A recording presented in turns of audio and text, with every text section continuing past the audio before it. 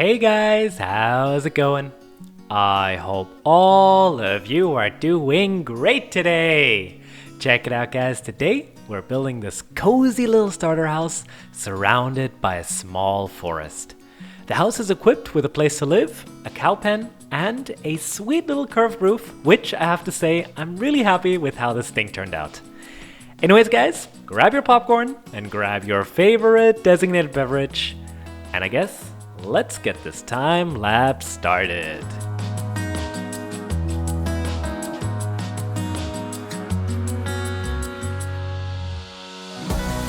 Alright guys, back at it again with another time lapse. I'll be honest guys, I really have been enjoying these little builds. It feels like nowadays everything in Minecraft has to be huge, over the top, and I don't know, has to require you to grind countless hours for you just to complete your goal. But what's so wrong with a cute little house in the woods? I don't know.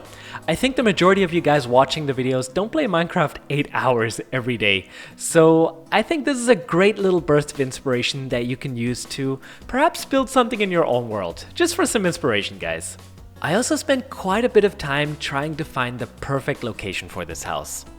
I think that the location of a build is something that gets overlooked so often when working on something. What I see so often is people building these really cool and also very well built structures, but before they start building, they first of all just flatten the whole area. And I guess there are no rules when it comes to building in Minecraft, but I think that trying to make your build fit into the terrain makes the end result feel like it belongs there, rather than stick out when you for example, flatten the whole area. Another thing which I also pay attention to when building something like this is lighting. I'm not talking about lighting the place up with lanterns or torches. Of course you should do that as well. You don't want a creeper blowing this thing up.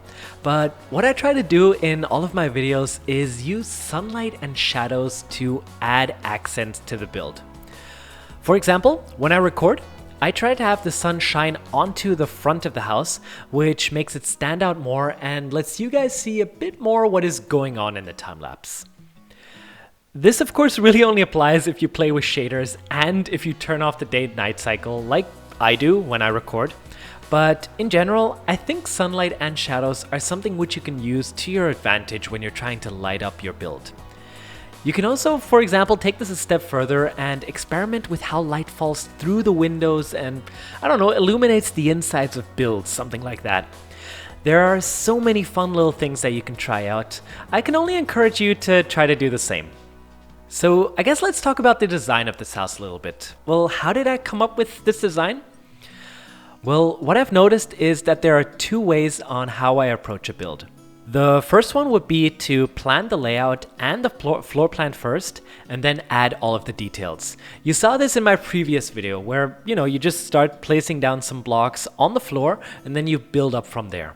And I guess the other one would be to work on a small section of the build and then add lots of details there and then finally expand this into the general build and finally, I guess, the layout. The latter you can see me use in this video. I find this interesting because both techniques achieve very different results. Working from the details out towards the general creates a much more asymmetrical and perhaps a more diverse build. At least that's how I see it. This is also a little harder I found, because you have to try to make everything fit together in the end, but I found this technique works much better when I have a very specific idea on something should look like. In this case, I really wanted these slanted roofs which met in the middle. I really had this in my head and I wanted to build something like that. So I guess that is something that I first wanted to get down before I moved on to the rest of the build. Overall, I'm really pleased with how this turned out. I've had it in the past where I've scrapped a bunch of ideas simply because what I've envisioned in my head didn't really turn out the way I wanted to.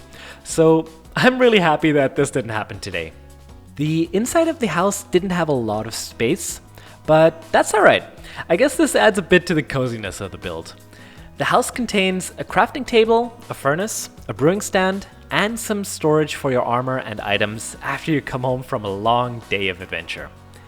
I realized that I forgot a bed a little after I was complete with the interior, so I added one on the second floor, along with some extra storage. I think the second floor definitely could have been done a little better, but I still think that this is a great use of the little space that we have up there.